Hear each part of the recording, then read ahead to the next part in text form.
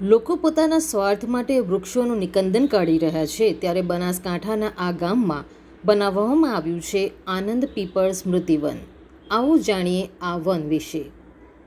બનાસકાંઠા જિલ્લો આમ તો રણ વિસ્તાર તરીકે સમગ્ર ગુજરાતમાં ઓળખાય છે, પરંતુ આ સૂકા ભટ્ટ વિસ્તારમાં અનેક એવી સંસ્થાઓ તેમજ અનેક એવા સંગઠનો જે બનાસકાંઠા જિલ્લાને હરિયાળો બનાવવા માટે વૃક્ષારોપણ દ્વારા હરિયાળો બનાવવાનો પ્રયાસ કરી રહ્યા છે.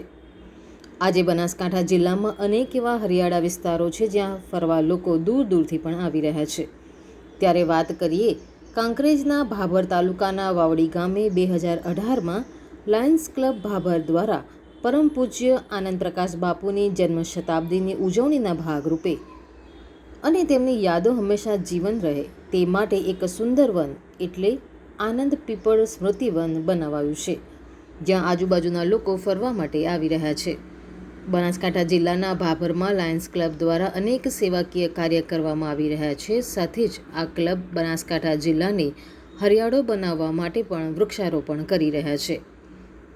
આનંદ પ્રકાશ બાપુની જન્મ શતાબ્દીની ઉજવણીના ભાગરૂપે કંઈક એવું કરવું કે બાપુની યાદો હંમેશા તાજી રહે તે વિચારી થરાદ તાલુકાના વાઘાસણ ગામે, જ્યાં પરમ પૂજ્ય પંકજ મુનિ મહારાજ જે તપસ્યા કરેલ ત્યાં પીપળવન બનાવ્યું, જેમાં 108 પીપળા વાવેલા હતા અને ત્યાં હજારો પક્ષીઓ આવતા હતા. તેની પ્રેરણા લઈ પીપળવન બનાવવાનું વિચાર્યું. 2018માં ભગવાનભાઈ પીઠડિયા લાયન્સ ક્લબના પ્રમુખની જવાબદારી મળી ત્યારે વાવડી ગામના કુંવરસિંહભાઈ ભગતને પીપળવન માટે જગ્યાની જરૂરિયાત માટે વાત કરવામાં આવી અને તેમણે કુંવરસિંહભાઈ ભગત અને ચમનાજી ભગત બાપાની પાડિયાવાળી જગ્યા આપી. લાયન્સ ક્લબ દ્વારા 2018માં વાવડી ગામે વૃક્ષારોપણ કરવામાં આવ્યું, જેમાં 115 પીપળા સહિત વડ, ઉમરા, સેવન, આસોપાલવ, અરડુસી સહિત 160 વૃક્ષો વાવ્યા.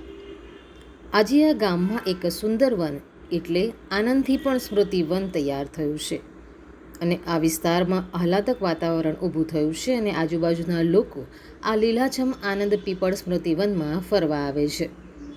અહીં 115થી વધુ પીપળાના વૃક્ષો છે જે ઓક્સિજન ઝોન તરીકે ઓળખાય છે. પીપળાના તેમજ વડના વૃક્ષોમાંથી 24 કલાક ઓક્સિજન મળતું હોય છે, જેથી લોકો આ વૃક્ષ નીચે બેસે તો ભરપૂર ઓક્સિજન મેળવી શકે છે. આ ઉપરાંત પીપળના વૃક્ષથી સ્વાસ્થ્યને ખૂબ જ ફાયદો થાય છે. વાવડી ગામે એક સુંદર વન એટલે આનંદ પીપળ સ્મૃતિવન બનાવી જે સરાહનીય કાર્ય કરવામાં આવ્યું છે, જ્યાં આસપાસના ગામના લોકો આ સ્મૃતિવનમાં આવી પોતાની પરિવારની સાથે આનંદ માણે છે.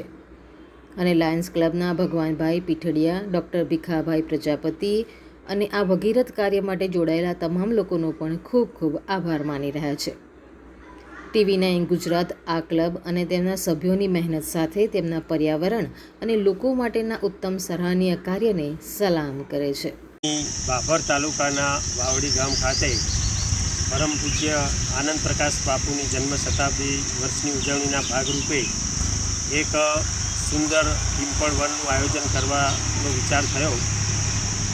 શ્રી ભગવાનભાઈ પીઠડિયા અને અમે લાયન્સ ક્લબના બધા જ મેમ્બર્સ એક નક્કી કર્યું કે બાપુની યાદમાં કંઈક એવું કરીએ કે જેનું સંભાળનું વર્ષો વર્ષ સુધી રહે.